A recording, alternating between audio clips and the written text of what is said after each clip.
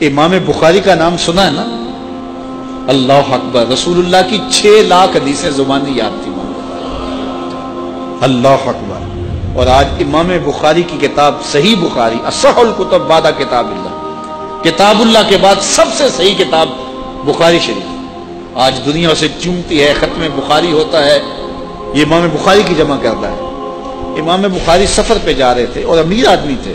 6 لاکھ اشرفیاں اس زمانے میں آپ کے پاس تھیں. یہ چھوٹا سرمایہ نہیں تھا، کشتی کا سفر تھا. کسی شخص نے دیکھا کہ ان کے پاس 6 لاکھ اشرفیاں ہیں. اس نے سوچا عالمانہ وضع قطع ہے، پگڑی ہے، جبہ ہے، تو یہ اتنی اشرفیاں تو کسی تاجر کے پاس ہونی چاہیے، تو یہ ایک عالم کے پاس اتنی اشرفیاں ہیں. تو اس نے کہا کہ چلو ایک طریقہ ہاتھ آ گیا، میں ذرا کوئی ہیلا کرتا ہوں اور یہ پیسے میں خود حاصل کر لوں. تو اس نے شور مچا دیا کہ میری 6 لاکھ اشرفیاں چوری ہو گئی، کہ جب سب تلاشی لی جائے گی تو ان سے نکلیں گی تو لوگ کہیں گے کہ تو ایک مولوی شخص ہے اور تیرے پاس اتنے پیسے کہاں سے آئے، تو اشرفیاں مجھے مل جائیں گی. تو جب تلاشی شروع ہوئی تو امام بخاری کی تلاشی لی گئی تو ایک اشرفی بھی نہیں نکلی، کچھ بھی نہیں نکلا.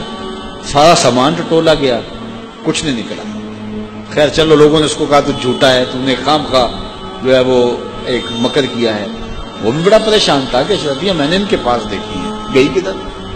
خیر جب جہاز چلنے لگا تو آہستہ آہستہ امام صاحب کے قریب ہو گیا. امام بخاری سے پوچھنے لگا حضرت اشرفیاں تو تھیں آپ کے پاس، تو کدھر گئیں؟ فرمایا جب تم نے الزام لگایا نا، اور مجھے پتا ہے کہ تم نے الزام کیوں لگایا، میری وجہ دیکھ کے تم نے میرے سے ہتھیانا چاہا تھا، تو میں نے چپکے سے وہ اشرفیاں سمندر میں پھینک دی تھی. تو کہا حضرت اتنی زیادہ اشرفیاں اور سمندر میں پھینک دیں؟ کہا ہاں. کہا کیوں پھینکی؟